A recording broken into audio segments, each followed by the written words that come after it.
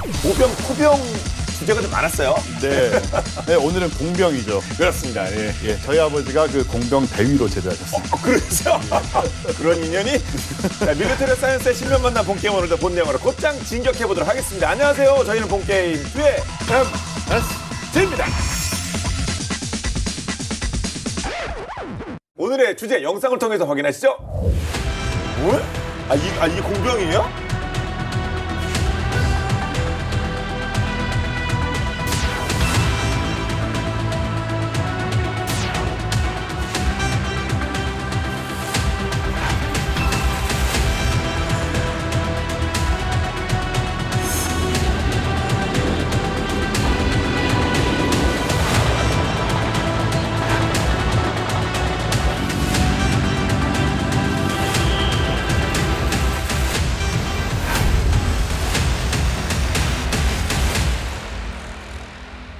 네, 더 빠르고 더 강력한 강철 뗏목이 드디어 실전 배치됐습니다. 신개념 도어 장비가 우리 군에 인도되면서 한반도 유사시 기동군단의 이제 발에 날개가 달렸다 이렇게 얘기할 수 있겠는데요. 덕분에 이제 우리 군이 못 갈 데가 없어진 거 아닙니까? 맞습니다. 네. 우리 육군의 기동력을 획기적으로 증가시켜줄 자주 도하 장비가 지난 6월 전력화 행사를 가졌습니다.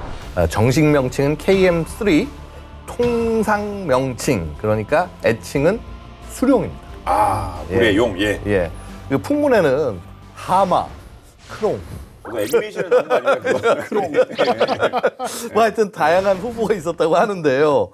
자, 위용 있는 모습으로 육지와 물속에서 자유롭게 기동할 수 있는 수룡으로 최종 결정됐습니다. 네. 공세적인 지상군의 승리를 상징한다고 하죠. 자, 준비된 영상이 있다면 보실까요? 얘가 이제 수령이란 거죠. 오, 그냥 물에 쑥 들어가요. 차가 그냥 물에 들어가네요. 근데 모양이 바뀌었죠. 예. 네. 등이 이렇게 열린 거 아닙니까? 예, 등 쪽이? 예. 와. 이제 그동안의 도하 장비는요, 이제 다리가 될 교절을 옮기기 위해서 차량이나 헬기를 동원을 하고, 이렇게 물에 이제 이걸 띄우고 난 다음에는 차량 위에 싣고 왔던 교량 가설용 단정을 이용해서 이렇게 다리를 붙여야 됐어요. 하지만은 이 자주 도하 장비는 별도의 장비 지원이 필요가 없습니다. 그래서 수륙량용 차량의 부교 구조물이 합쳐진 형태이기 때문에 육지하고 하천을 자유자재로 기동하면서 스스로 기갑 장비를 신속하게 도하시킬 수가 있는 거죠. 와, 이게 차야? 배야? 이게 다리야? 와, 이거 좀 신기하네요. 여러 방식으로 운영되는 것 같아요. 근데 이 KM3 수룡은 말씀대로 평소 차량으로 운용을 하다가 네. 도하 작전 시에는 뗏목, 즉 배 같은 상황이 될 수도 있고, 그다음에 교량 형태로 신속하게 전환할 수도 있고요. 그 위에 이제 전차고 자주포를 싣고 정말 뗏목처럼 운항을 할 수가 있습니다. 싣고 이제 가는 거죠. 예. 그렇게 강을 건너는 물을, 거죠. 예. 이게 이제 문교 방식이고, 여러 대의 자주도하 장비를 하나의 다리처럼 막 연결해서 정말로 기동부대가 건너는 다리를 만드는 게 바로 이런 게 예. 다리가 됐어요, 갑자기. 이게 부교 방식으로 진행이 된 거고요. KM3 두 대를 연결하면 폭 4.7m, 길이 26m가 되기 때문에 K2 흑표전차 한 대를 뚝딱 도하시킬 수가 있고요. 또 세 대를 연결하면 전차 두 대를 실어 나를 수가 있다고 하는데요. 60여 톤에 이르는 장비를 이동하기 위해서 KM3 두 대로 문교를 구축하는 데 걸리는 시간은 단 10분. 10분간 휴식. 그 10분. 짧은 시간에. 네. 그리고 KM3를 부교 방식으로 연결해서 다리를 만들 경우에는 20분 만에 8대를 연결해서 100m짜리 다리를 만들 수 있다고 합니다. 와, 그리고 K2 전차를 실어 나를 정도면 사람이 타면, 우리 병사들이 타면 몇 명이 타겠습니까? 와. 지상에서 하천으로 이동 가능한 KM3. 근데 진짜 분명히 차였는데 물에 들어가기 전까지 이게 막 다리가 되기도 하고 뗏목이 되기도 하고 참 신기합니다, 이거. 그렇죠. 그러니까 일단 KM3는 지상에서 최고 속도 70km로 기동을 할 수가 있어요. 그다음에 물에 들어가면은 이제 그 들어감과 동시에 접혔던 상부 구조물이 펼쳐지면서 문교 형태로 바뀌게 됩니다. 이 양쪽에 날개처럼 보이는 이게 소위 부력 장치인 폰툰인데요. 폰툰은 물보다 가벼운 재질로 만들어졌습니다. 물과의 비중 차이에 발생하는 부력으로 물에 뜨는 원리죠. 이 KM3에서 그 상부 구조 폰툰이 완전히 펼쳐지는 데 걸리는 시간이 얼마일 것 같으세요? 1분. 10초입니다. 10초 하겠습니다. 아까 하는 제가 10분간 휴식 근데 그게 아니라 K 권투를 치면은 1, 2, 3 그 짧은 시간에요. 정신 차리기 힘들잖아요. 보통 다운된 다음에 정신 차리기 힘든데 그 시간 만에 이거 폰토님과가 펴준다고요? 그래서 KM3는 수상에서는 11km의 속도로 이동할 수 있는 만큼 기존의 그 뗏목과 같은 형태에서 지금은 스스로 앞으로 나갈 수 있는 배 능력을 가지게 됐습니다. 이런 문교 형태의 KM3를 이어붙이면 다리 형태의 부교가 되는 거고요. KM3에는 크레인도 설치가 되어 있는데요. 이 크레인으로 기다란 상판 램프를 가로에서 세로 형태로 옮기게 되면은 장비나 병력이 이동할 수 있는 길을 만들어서 이어붙이면은 부교가 완성이 됩니다. 네. 이렇게 뭐 문교, 부교로 쉽게 변신하는 KM3. 뭔가 비결이 있겠죠?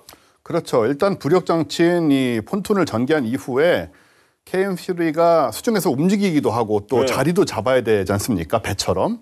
근데 꼭 필요한 게 있죠. 뭐냐면은 수상의 추진 장치인 이 펌프 제트 엔진이라는 건데 보시면 굉장히 복잡해 보이지만 간단하게 얘기를 드리면 물을 빨아들여서 밑에서 인플로우. 예, 그래가지고 이제 노즐로 아웃렛 노즐로 내뿜는 건데 기본적인 원리는 그 제트스키하고 비슷합니다. 예. 제트스키 아시잖아요, 그죠? 물 뿜어가지고 이제 끌어들여가지고 뿜어내는 그런 방식으로 가는데 네. 그래서 진행 반대 방향으로 이제 물을 뿜어내게 되면은 당연히 이렇게 앞으로 나갈 수가 있게 되는 것이고 작용 반작용의 법칙을 사용하는 아주 간단하지만은 굉장히 효과적인 장비인 이유가 뭐냐면은 스크루를 사용을 하게 되면 낮은 수심에서 쓸 수가 없어요. 왜냐하면 땅에 부딪히죠, 밑에. 예. 긁힐 수도 있겠군요. 예, 긁히고 부딪히고 굉장히 불편하기 때문에. 근데 이거는 수심과 상관없이 활용할 수 있기 때문에 이 자주 도하 장비로서는 아주 효과적인 그런 시스템이고 KM3는 2개의 펌프 제트 엔진을 사용을 해서 360도 회전 같은 이런 수상 기동도 심지어 가능합니다. 예. 이 KM3, 정말 이 놀라운 기술들이 다 출처가 다 우리 기술입니까? 어떻습니까? 이제 뭐 독보놀러지가 일부. 뭐요? 독보놀러지. 독일의 기술 같은 것들도 일부 이제. 독일 기술입니까? 예. 네, 뭐 섞여 있습니다만 하여튼 이제 말씀드리면은요. 한국형 그 자주 도하 장비 사업은 2016년에 이제 사업 추진이 결정이 됐는데요.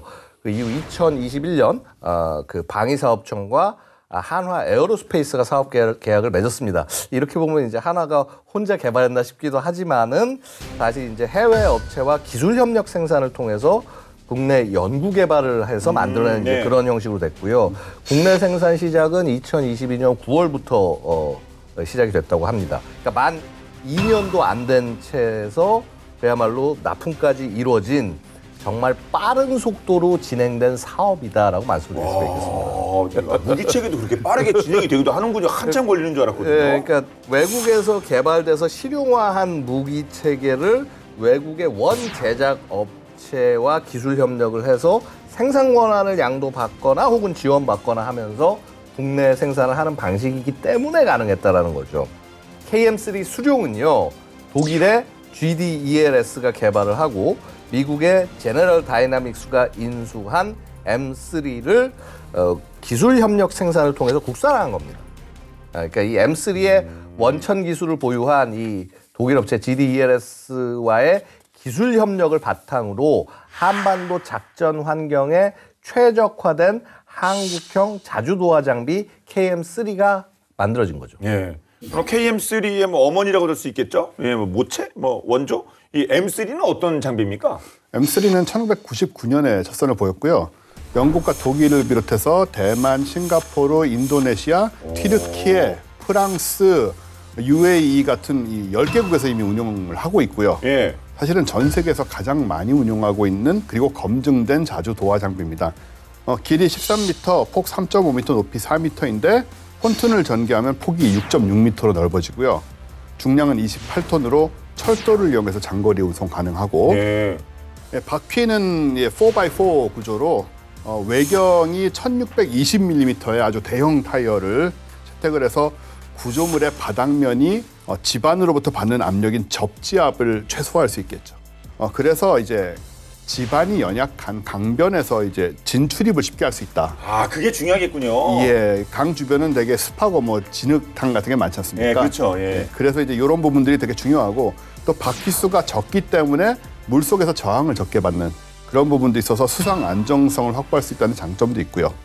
M3는 실전 경험이 있습니다. 2003년에 이라크전에 투입이 됐고요. 이라크전에요? 네. 의외네. 이라크가 보면은 뭐 그 유프라테스 강도 흐르고 은근히 거기서 그렇고 저는 그냥 사막만 생각해서 그렇군요. 네. 그리고 이 사막도 있지만 사막은 물론이고 담수, 염수 즉 바닷물 예. 이 다양한 환경에서 운영이 됐고 그 이 특수 환경에서 가용성이 높다는 걸 스스로 증명을 했습니다.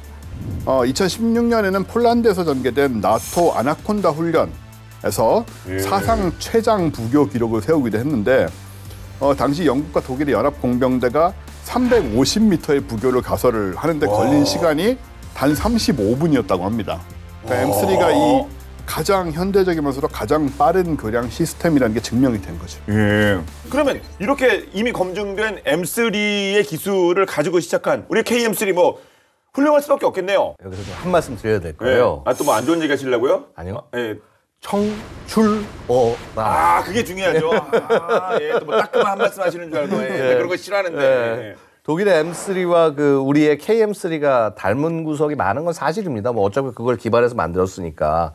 근데 KM3가 M3보다 더 편리하고 더 튼튼하게 만들어졌습니다. 네. 그러니까 일단 KM3에는 디지털 계기판과 한글화된 인터페이스가 적용이 됐고요. 직관적인 조작과 조향이 가능한 덕분에 도하 장비를 처음 운용하는 그 운용병도 빠른 습득이 가능합니다. 날씨에 구애받지 않고 작전을 수행할 수 있도록 그 승무원 활동 공간에 냉난방 장치, 그다음에 결빙 방지용 히팅 매트도 적용했어요. 일반 차량에서 사용하는 전후방 카메라와 후방 센서를 장착해서 지상 주행 시의 편의성도 높였고요. 열상 카메라도 채택해서 야간 작전 수행도 편리해졌다고 합니다. 그리고 심지어는 자주 도하 장비 중에 의자에 에어 서스펜션이 들어간 건 KM3밖에 없다. 그렇죠. 뭐 유일한 기술 하나 있는 게 그게 얼마나 자랑스러운 겁니까? 이렇게 사용하는 우리 장병들을 위해서 그분들 헐이 얼마나 중요합니까? 경추, 노추 다 중요하니까 그분들을 위해서 좋네요 KM3. 그리고 이 KM3 선체에는 마찰력이 아주 강한 논슬립 페인트를 적용을 했어요. 이걸 왜 썼냐면은 이 중량이 큰 기동 장비가 이제 이동을 해야 되는데 뭐 물 때문에 미끄러지거나 하면 안 되니까 그래서 선택을 한 거고요. 또 승무원실의 유리 구조물은 전부 방탄 유리로 제작이 돼서 생존성 향상에도 힘을 썼고 또 KM3는 유속이 빠른 하천과 연약 지반 교량이 많은 한국 지형에 최적화됐을 뿐만 아니라 경량 설계 구조로서 육상 기동성, 수상 운용 및 안정성을 다 극대화를 시켰습니다. 지난 3월 폴란드에서 공병 세미나를 개최해서 전 세계 공병들이 다 모인 적이 있어요. 근데 우리나라는 처음으로 참가해서 바로 이 한국형 자주도하 장비 KM3를 소개를 했습니다.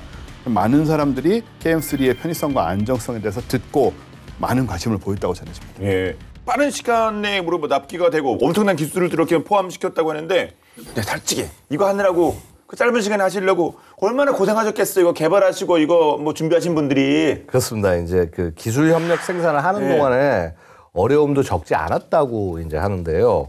KM3의 개발부터 전력화까지 소요된 기간이 매우 짧다 보니까 이제 뭐 매번 당연히 일정에 쫓길 수밖에 없죠. 그러니까 예를 들어서 2021년에 사업 착수해서 2024년에 실전 배치까지.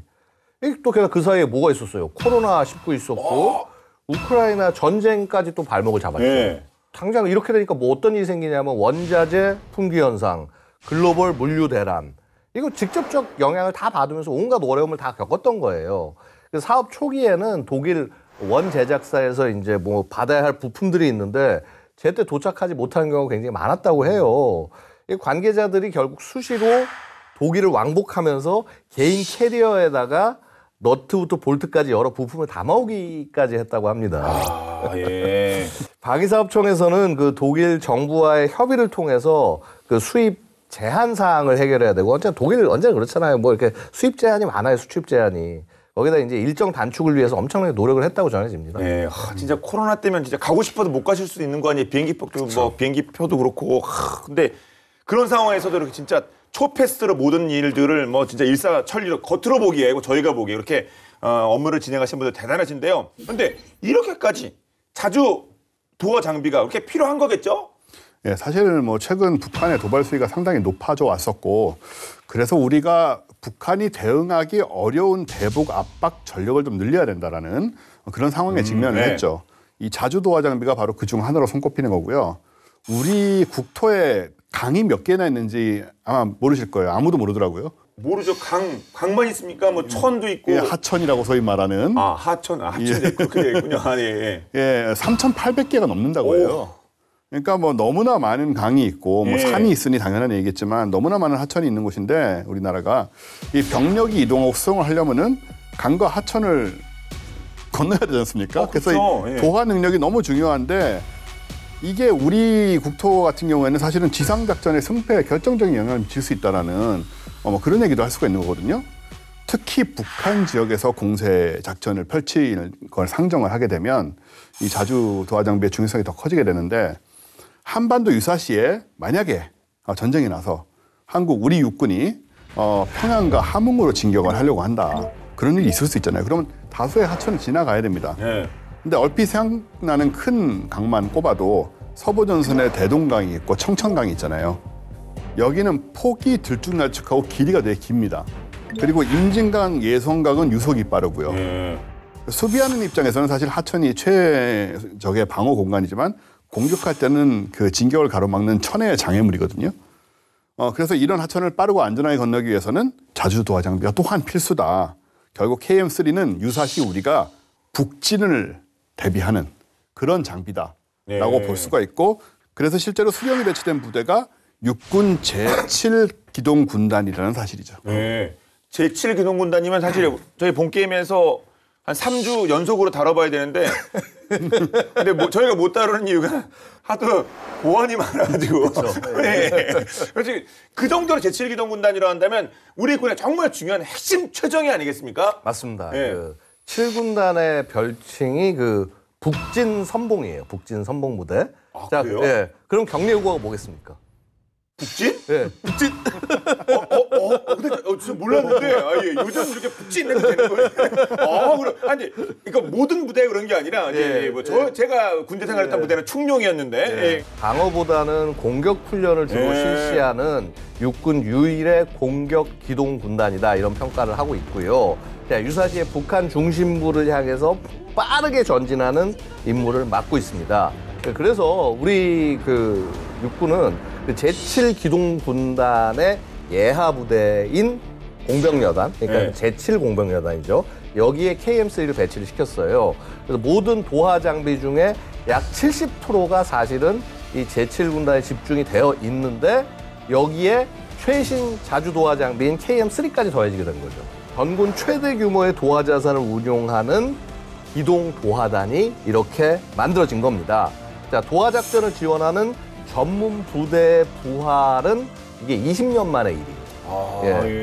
그래서 이 도하단은 육군 7기동군단의 공격 기세를 보장하기 위해서 보다 효과적으로 도하 작전을 지원하게 되는데요.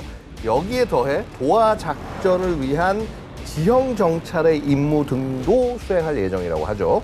KM3는 다가올 2027년까지 제7기동군단의 전력화를 완료할 예정입니다.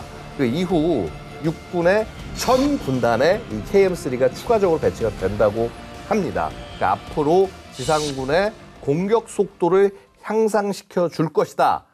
기대를 온몸으로 받고 있다는 것이죠. 이 기동군단의 도하 장비가 집중되는 건 그럴 수밖에 없는 게 남한에서는 별로 그럴 일이 없거든요. 그러니까 북한 쪽으로 우리가 진격했을 때, 북진했을 때 보통 이제 도하가 필요할 거라고 생각이 되는데 그럼 이제 북한 쪽의 도하 능력은 어느 정도일까요? 네, 지난 2017년 1월에 북한 조선중앙TV가 서울 유경수 105 탱크사단 소속 어떻게 읽어야 되는 겁니까? 서울 유경수면 이게 어떻게 끊어야 되는 거예요? 서울 류경수 105 탱크사단.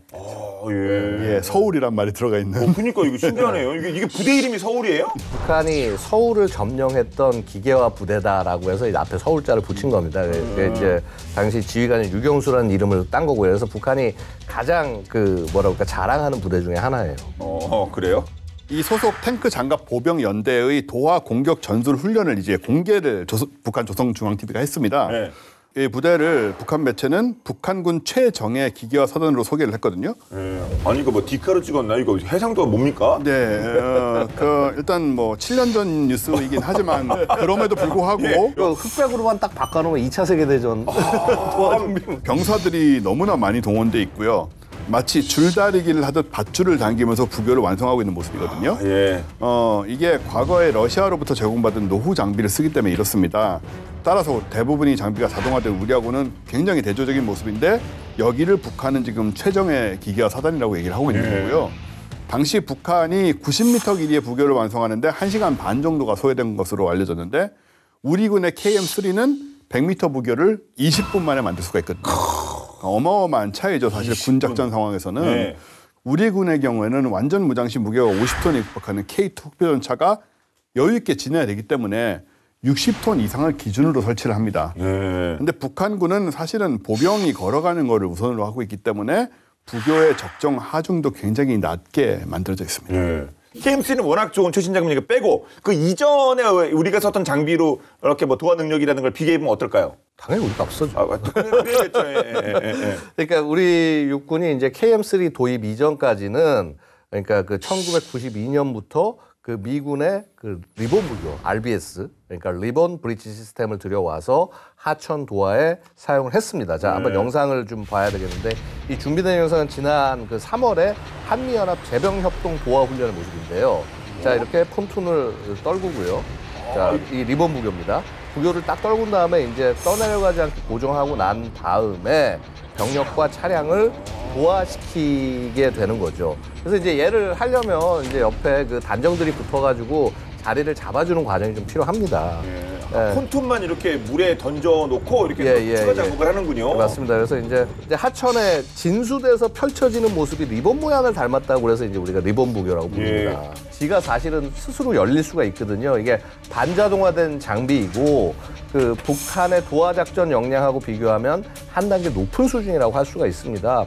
근데 리본 부교는 물 위에 펼쳐지는 부교인 폰툰, 그다음에 폰툰 운반 차량 및 헬기, 물 위에서 폰툰을 이동시키는 보트 운반 차량 등 다양한 장비로 구성이 됐는데 완전 자동화 장비인 자주도화 장비에 비해서는 사실은 사람도 많이 소요가 되고 작업 시간도 굉장히 길 수밖에 없습니다.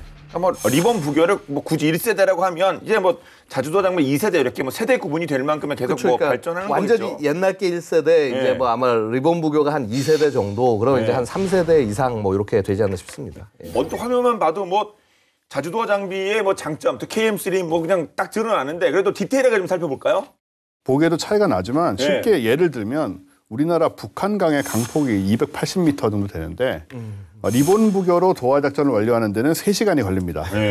보신 것처럼 저렇게 해야 되기 때문에 그러니 물에서 그게 얼마나 어렵겠습니까? 사람들이 가가지고 땡기고 붙이고 해야 되는 작업이니까. 근데 KM3로는 1시간 내에 마칠 수가 있으니 3분의 1의 시간 내에 다 끝낼 수가 있고요. 또 215m 길이가 한 세트인 리본 부교 설치에 90분이 소요가 되는데 KM3는 40분간 수령 약 16대를 붙여 늘어놓는 것으로 이제 끝나는 상황이기 때문에 이런 차이가 지금 일어나는 거고요. 정리해 보면은 KM3는 리본 부교보다 설치 시간을 약 60에서 70% 단축할 수가 있고 운용 이원은 최대 80%를 줄일 수가 있다. 이게 더 중요할 수 있겠네요. 네네. 그리고 리본 부교는 부교 설치 시 6시간 정도 준비 과정이 필요합니다. 이동 방법도 고려해야 될 테고 우리 가 된다고 차 위에 실어야죠. 그다음에 그 차 위에 뭐 폰툰망 실나? 저 단정도 실어야지. 그렇죠. 차 위에 있던 것도 내려야 될 거 아닙니까? 그래야 더 실을 거 아니에요. 그리고 또 헬기에도 줄도 연결이 될 테고. 그런데 KM3는 그냥 가면 되는군요. KM3는 준비 시간이 전혀 필요가 없습니다. 그냥 항상 준비해 있으니까. 준비해 있으니까. 그냥 기름만 넣어놓으면. 그렇죠. 그리고 도하 능력도 기존의 리본 부교가 54톤이면 지금 64톤으로 증가가 된 상태고 그리고 리본 부교는 이제 물에 기본적으로 떠 있는 거기 때문에 하천의 유속에 영향을 많이 받게 돼요. 그렇죠. 그래서 하천 유속이 초속 1.5m 정도가 되면 K2 전차 이동에 제약이 많이 생깁니다. 근데 자주도하 장비는 기본적으로 이건 차량이고 무게도 있거니와 말씀드린 대로 안에 이제 엔진이 또 그 자리를 잡아주는 역할을 할 수 있기 때문에 유속이 이거보다 훨씬 빨라져도 K2 속에 제약이 전혀 없다. 예. 이런 차이가 있죠. 리본 부교 저기 떠내려가면 그거 얼마나 저 잡으러 가야 되는데 그거. 하지만 KM3는 그런 게 필요 없다. 엔진이 있기 때문에. 자, 리본 부교는 그래도 자주 도하 장비 도입 전까지 유권 도하 작전에서 중요한 역할을 해내며 굳건한 자리를 지켜왔는데요. 앞으로도 매우 중요할 것 같습니다. 그런데 약 230여 년 전에 이미 진즉에 리본 부교를 실현시킨 이가 우리나라에 있었다고 합니다. 뭐 조선시대겠죠? 대체 누구일지 본방자사에서 확인해 보시죠.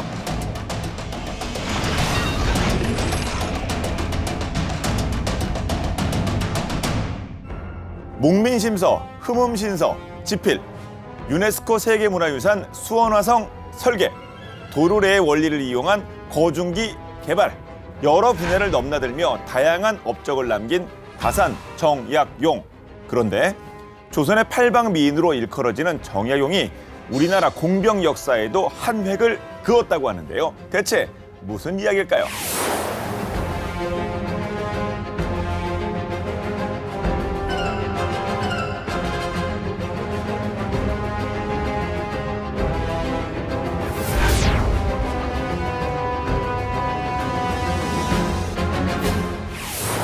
효성이 지극했던 정조는 해마다 기일이 되면 아버지의 묘소를 찾아 참배해왔는데요.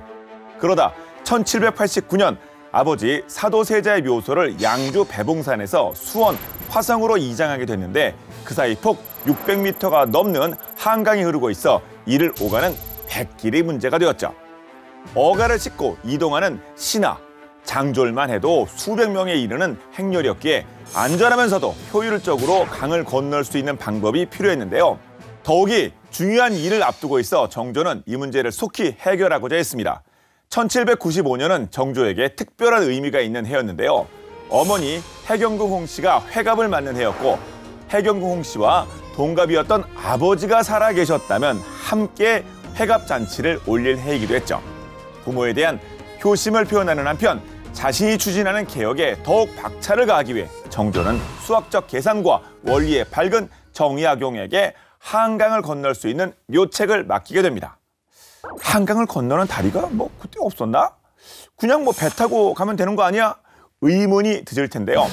예부터 한반도의 중심이자 주요 교통로 및 군사적 요충지였던 한강은 궁궐 및 도성 지역을 가로지르는 까닭에 외적이나 반란군의 침입을 막기 위해 정식 다리를 설치하지 않았는데요. 때문에 한강을 건너야 할 때면 부교를 이용해왔죠. 정조 역시 생부 사도세자를 모신 수원 행차할 때 이 같은 방법을 사용했었고요.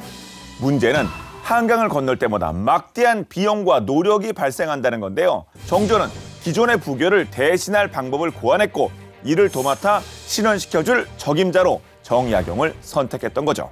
정약용은 권위를 떨어뜨리지 않으면서도 강을 도하할 수 있는 방법을 고안하게 됩니다. 그렇게 해서 1795년 조선시대 최고의 배다리 건설 프로젝트가 시작되었죠. 정약용은 배다리가 놓일 위치까지 완벽하게 계산했는데요. 물의 흐름이 빠르지 않으면서 강폭도 좁고 수심이 깊은 최상의 조건을 갖춘 노량, 용산 지역으로 선정했죠. 최초의 근대식 철교로 1900년에 완성된 한강철교의 구간이 용산과 노량진임을 고려하면 정약용의 과학 지식과 건설 수준은 정말 상당했음을 여기서 짐작할 수 있죠. 배다리의 핵심인 배는 조세운반선, 훈련 도감에 소속된 배 그리고 한강을 드나드는 경강선을 활용했는데요. 이는 새로 배를 만들지 않고 기존에 세곡이나 어물, 소금의 운송을 담당하던 배를 활용해 비용의 낭비를 막기 위함이었죠. 동원된 배는 서로 맞물리도록 교차 배치해 물에 대한 저항력을 높여 흔들림을 줄였는데요. 그리고 닻을 내려 단단히 고정시키고 배들끼리 굵은 칡줄로 꿰어 연결해 묶었죠. 그 위에는 환자와 사초, 그러니까 잔디를 깔았고 양쪽 끝에는 난간을 설치해 안정성을 높였습니다. 이뿐만 아니라 정약용은 배의 넓이와 높이를 미리 파악해 강폭에 따른 필요한 배의 수와 위치를 정하기도 했는데요. 와, 배마다 일정한 번호를 붙여 훼손 시 빠르게 수리 대처하는 등 실용적인 관리 체계로 다리 설치에 따른 시간 및 비용을 절감했습니다. 그 결과 1795년 2월 24일 오늘날의 리본 부교라고 할 수 있는 조선시대 배다리가 완성되었는데요. 기존에 쓰던 부교가 수백 척을 사용했던 것과 달리 주교인 배다리는 단 36척의 배를 동원했고 예상기간 20일보다 이른 11일 만에 설치를 완료했죠.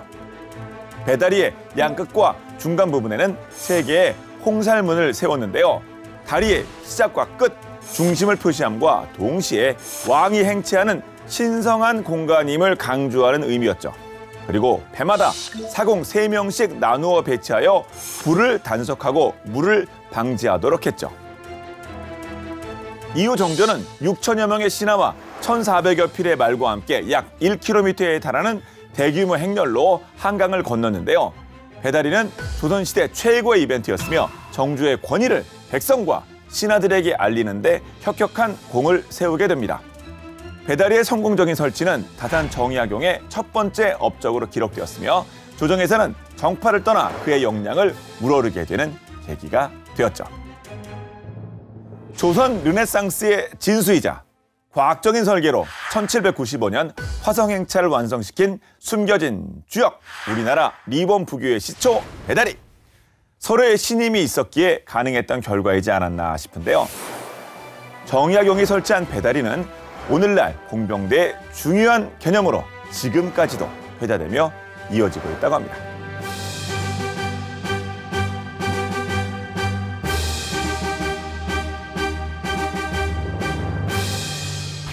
배와 배를 연결해서 다리를 만든다는 아이디어도 놀랍지만 네. 큰 배를 강심에 두고 이걸 축으로 작은 배들을 이제 남북으로 배치해서 아치형으로 만드는 이게 정말 대단하다는 생각이 들고 정말 이건 과학적인 발상이거든요. 그래서 다리의 안전성은 물론이고 미적 감각까지 꾀해진 그런 결과가 아니었나 생각이 됩니다. 네. 지난 2016년에 그 정조대왕 그 능행차 배다리를 완벽하게 재현을 했는데요. 이를 지원했던 게 육군 수도군단 1175 공병단이라고 합니다. 당시 도하 대대장은 수백 년 전 우리 선조들이 배와 배를 연결해 배다리라는 부교를 설치해 운용했는데 이런 창조적인 지혜를 재현하는 행사에 지원하게 돼서 자랑스럽다. 뭐 이제 이렇게 말하기도 했다고 하네요. 네. 네.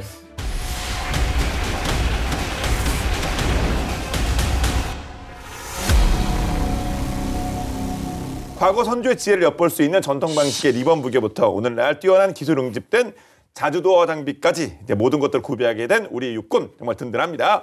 근데 또 걱정되는 것도 있는데 만약 KM3를 필두로 한 제7기동 군단이 북진하게 된 경우에 사실 이렇게 때 뭐 40분이면 50분이고 예전보다 빨라졌고 도하 능력이 강해졌다고 하지만 진짜 위험에 노출되는 거 아닙니까? 그렇죠. 예. 그 부분 이제 엄호라고 해야 될까? 그런 부분은 어떻게 해야 되는 겁니까? 그러니까 이게 우리나라하고 북한의 도하 훈련을 비교를 해보면 비슷한 점을 발견할 수 있는데요.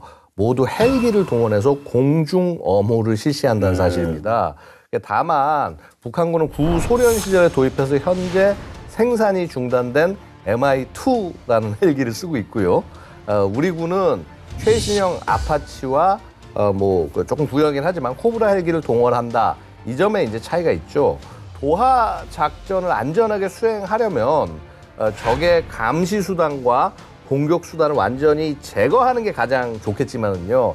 아무리 최첨단 무기와 감시 자산을 가지고 있다 그래도 적의 감시와 공격으로부터 완벽하게 자유로워진다? 이거 불가능한 얘기입니다. 그래서 공중과 지상의 사격이 가능한 공격 헬기로 엄호를 하고 그다음에 아군 전력 노출을 최소화하기 위해서 화생방 연막을 사용하기로 하는 연막, 거예요. 예. 예, 그렇죠. 그래서 보다 앞서서 그 적의 위협에 노출되는 시간을 최대한 줄이도록 도하 장비가 신속하게 기동하는 거 이게 굉장히 중요하다라고 말씀드릴 수가 있습니다. 네. 그러니까 이게 영상 보면 어떻게 도하 이게 훈련 영상 보면 이렇게 뭐가 떠다니는 게 많아요. 그래서 그런 것 같네요. 확실히 또 그런 면에서 보면 우리가 북한보다 당연히 위겠죠. 게다가요. 게다가 KM3는 또 미래전을 대비해서 무인 전력과 함께 작전할 수가 있습니다. 무인 전력이요? 네, 이미 전력화 행사에서 전술 시범도 선보였고요. 네. KM3가 이제 그 위치로 오기 전에 가장 먼저 드론 수십 대를 먼저 띄워서 전방의 수목 지역 등을 탐색을 합니다. 네. 매복이 없는지 등등을 확인을 하고 그런 다음에 연막 차장으로 적의 시야를 흐리게 만들고요. 뒤이어서 무인 수색 차량하고 무인 수상 정찰 장비가 육지와 강으로 하천으로 나서가지고 강변과 물속을 빠르게 훑습니다. 뭐가 없는지. 최종적으로 도하 작전이 가능한 건지 확인을 하는 거죠. 이걸 다 무인으로 할 수 있다는 거죠. 이런 무인 전력의 도움으로 이제 안전하다는 판단이 서면 K221 발연 장갑차가 가시광선, 적외선 차폐 연막을 흩날리게 되고 그리고 이후에 뭐 K2 흑표전차라든가 K21 장갑차, 뭐 K808 장갑차 이런 등등이 KM3를 통해서 강을 건널 수가 있게 되는데요. 이게 바로 기동부대의 그 신속하고 안전한 기동을 보장하는 우리나라의 현재 자주 도하 장비 KM3가 가진 능력입니다. 발연 장갑차? 예. 뭐 그런 말씀하셨잖아요. 예. 발연 장갑차가 뭡니까? 이게 뭐냐면 연막 차장이라고 하죠. 그걸 만들어내는 전용의 장갑차인데 뭐 예를 들어서 M9 에이스 공병차 같은 것들이 발연 차장을 내기도 하지만요. 얘는 전용으로 만든 거예요. 왜 그러냐면 이 발연 장갑차가 있으면 뭘 할 수 있냐면은 이렇게 눈으로 그냥 연기만 나서 눈으로 못 보게 하는 것도 있지만은 사실은 또 중요한 것 중에 하나가 적의 열상 장비를 못 보게 할 수도 있어야 되고 적외선도 못 보게 할 수 있어야 되는데 쓰는 게 좀 달라집니다. 그래서 눈으로 보지 못하게 막는 거는 보통 못 쓰면 액체 파라핀을 활용을 해요. 그래서 이제 그걸로 해서 쭉 이제 돌려가지고 연기를 만들면 한 90분 정도 연기를 만들 수가 있고요. 그 다음에 적외선을 못 보게 만들려면 요거는 분말 흡연을 활용을 합니다. 그래서 이제 이거를 뿌려서 한 이제 30분 정도 차장이 가능하다고 해요. 차체는 아까 K221이라고 말씀드렸잖아요. 그럼 뭐겠습니까? 당연히 K200 장갑차를 개량해서 만든 거죠. 옛날 같으면 그냥 막 예를 들어서 엔진을 막 과부하시키고 뭐 하고 해가지고 해서 연기를 만드는 걸로 그냥 그걸로도 할 수 있는데 그런 정도 수준이 아니라 적외선 감시도 맞고 그다음에 굉장히 장기간 동안 못 보게 해야 될 거 아니에요. 예. 그렇게 그런 임무를 위해서 전용 장갑차를 만든 거죠. 뭐 그래야겠죠. 뭐 적의 매복이 의심됩니다. 진행시켜. 뭐 이러면 안 될 거 아닙니까? 예, 이렇게 다 무슨 무인 전력까지 이렇게 뭐 드론이라든가 이렇게 해서 100번 뭐 1000번 확인한 다음에 도하 작전을 펼치는 게 순서겠죠. 그런데 솔직히 군 생활할 때 세상에서 가장 힘든 군대는 우리 군대고 그 제 쉬운 군대는 그 니네 군대 아닙니까? 예, 니네 부대 아닙니까? 근데 그렇죠. 객관적으로 봐도 예전에 공병이 어떤 특수 어떤 어떤 임무 맡는 분들이 세상에서 제일 고생한다 이런 얘기는 많았거든요. 저 때부터. 그거 맞죠? 그러니까 우리 육군 기동력을 높여주는 우리 공병들의 노고 이게 절대 잊으면 안 되겠는데요. 자, 도하를 위해서 뭐 KM3나 리본 부교를 활용해서 뭐 물에 떠 있는 교량 뭐 이거 부교를 만들 수도 있는데 근데 이제 사실은 정말 이가 갈리게 정말 엄청나게 힘든 그런 교량이 있죠. 바로 장간 조립교입니다. 예, 다들 들어보셨죠? 예, 진짜 장을 간 것처럼 고생한, 진짜. 이거 진짜 이거를, 이게 10m짜리도 아니고, 이거 다리 만드는 거 아니에요? 이걸 다 세트로 우리 장병. 그러니까요. 자, 군대 가면 철 든다고 하죠. 철 들었지 않습니까? 예. 이게 장간 조립교 만드는 공병들 얘기입니다. 그러니까 그야말로 공병의 끝판왕이라고 할 수가 있고요. 장간 조립교는 반나절 만에 완성되는 군용다리라고 볼 수가 있는데 주요 자재가 강철로 만들어져서 강도가 뛰어나지만은 사실 그만큼 무겁고 설치 과정도 복잡할 수밖에 없습니다. 그 장간의 무게가 228kg, 횡골이 286kg 정도라고 하니까 장간은 6명, 그다음에 횡골은 8명이 같이 든다고 하죠. 그러니까 이게 그야말로 진짜 우리 장병의 피땀으로 만드는 다리다. 이렇게 이제 힘들게 만들어지는 장간 조립교는 전시뿐만 아니라 사실 평시에도 유용할 수가 있는데요. 특히 이제 태풍이나 폭우 같은 자연재해로 교량이 파괴되거나 유실될 때 이런 장간 조립교가 사용되기도 합니다. 예. 우리 공병분들 예나 지금이야 정말 고생하시는데 위험한 그 상황 속에서요. 정말 감사드리고요. 앞으로 계속 파이팅 하시기 바랍니다. 그런데 막 실전 배치됐지만 바로 또 우리는 또 미래를 또 바라봐야 되지 않겠습니까? 바라보고 있겠죠 또? 바라보고 있죠. 예. 독일의 M3를 수입한 국가 중에서 직접 생산에 나선 거는 우리나라 KM3가 최초입니다. 예. 일단 거기서부터 빨랐고요. 첫 양산 제품은 사실 뭐 해외 부품을 조립하는 걸로 시작이 됐지만 KM3 최종 국산화율은 90% 이상까지 올라갔습니다. 예. 총 42개의 국내 업체하고 협력을 해서 1382종의 부품을 국산화하는 데 성공을 했고요. 선체 및 추진 기술 그리고 수상 운행 체계 등 그동안 우리나라에게는 없었던 그런 주요 핵심 기술이 이 과정에서 확보가 됐죠. 국산화가 90%가 가능할 만큼 그 국내 자주도하 장비 관련 기술 수준이 향상이 되면 다양한 장점을 이제 기대할 수가 있는 거죠. 기본적으로 국내 생산을 통한 방산 육성, 고용 창출 이런 부분을 크게 기여할 수가 있고 또 KM3를 배치한 이후에 발생할 수 있는 후속 군수 지원 이런 문제를 이제 우리가 90%를 국산화했으니까 부품을 네. 신속하게 해소하는 등 그 원활한 운영 유지에도 큰 도움이 되는 거죠. 한 가지 보태자면은요, 그 KM3가 K방산의 수출 활로를 넓히는데 기여할 수 있지 않을까 이런 기대도 좀 일부 가능하겠습니다. 수출까지도요? 예, 그 최근 수년간 이제 이 자주도화 장비를 운용하는 국가가 늘어나고 있어요. 그러니까 한마디로 관련 시장의 전망이 밝은 편이라고 말씀드릴 수가 있는 거고요. 만약에 우리나라가 KM3를 수출하게 된다면은 면허 생산 비용으로 독일 업체에 4.5% 정도를 내는 것 외에는 완성 장비 수출에 제한 사항이 없다고 합니다. 그래서 높은 국산화율 덕분에 향후에 KM3를 수출할 때 뛰어난 품질과 가격 경쟁력까지 갖추게 된다면은 당연히 러브콜이 쏟아지지 않을까. 예. KM3가 이게 불러 일으킬 긍정적인 효과가 상당히 많네요. 네, 아직 끝나지 않은 것이 예. 이 KM3 개발과 생산 경험은 한국 육군의 도하 능력을 높이는 신형 장비 확보에도 또 활용을 될 전망이거든요. KM3 부품의 높은 국산화율이 있다 보니까 이걸 바탕으로 다른 공병 무기 체계로 기술 파급이 가능하다라는 것인데 대표적인 것이 향후 추진될 리본 부교 2 사업입니다. 우리 군은 이제 기존의 리본 부교의 성능을 높일 수 있는 그런 리본 부교 2 사업을 추진하기 위해서 지금 준비 중이거든요. 리본 부교 2는 미래 무기 체계의 그 중량과 크기 증가 추세를 고려를 해서 기존 대비 성능이 향상된 장비로 개발을 하려는 거죠. 네. 이거와 관련해서 지난 2022년 대한민국 방위산업전에서 한화 측이 개량형 리본 부교 축소 모형을 공개한 적이 있습니다. 탑재 차량은 기존 5톤 트럭보다 더 대형화된 바퀴 8개짜리 특수 차량으로 바뀌었고요. 예. 길이는 210m 이상으로 자주 도하 장비를 활용하면 더 길어질 수 있고요. 무엇보다도 중요한 거는 이 새로 개량할 리본 부교 2를 KM3와 좀 상호 연결이 가능하게 개발하는 게 아닌가 싶은데 그래야지 이제 길이가 긴 부교를 빠르게 설치하는 이런 작전의 융통성이 생기고 비용도 절감할 수 있는 부분이라서 KM3의 효율성을 더욱 높여줄 이런 새로운 도하 장비가 기다려집니다. 네. 대한민국 도하작전의 패러다임을 바꿀 KM3에 대해서 살펴봤는데요.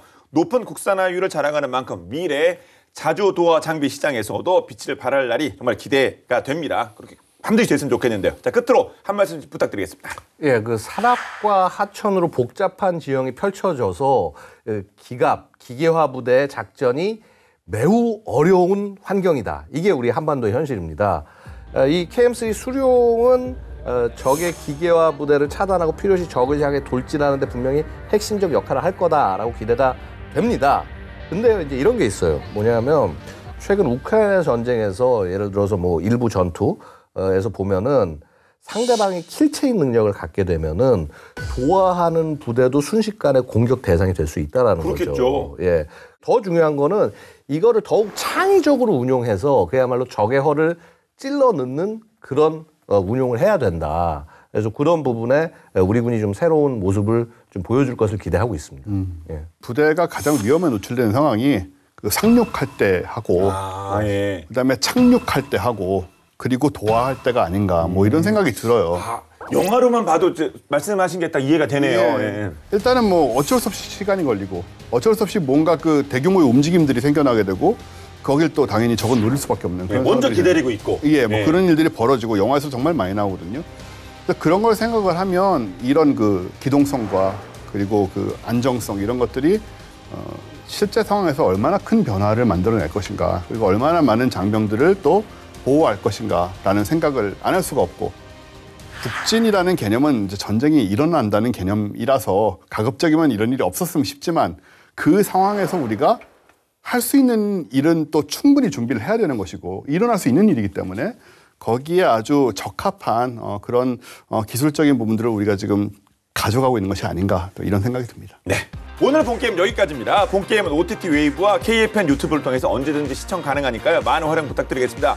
다음 주 더욱더 화끈한 내용으로 돌아오겠습니다. 지금까지 저희는 본게임 2의 지였습니다. 고맙습니다.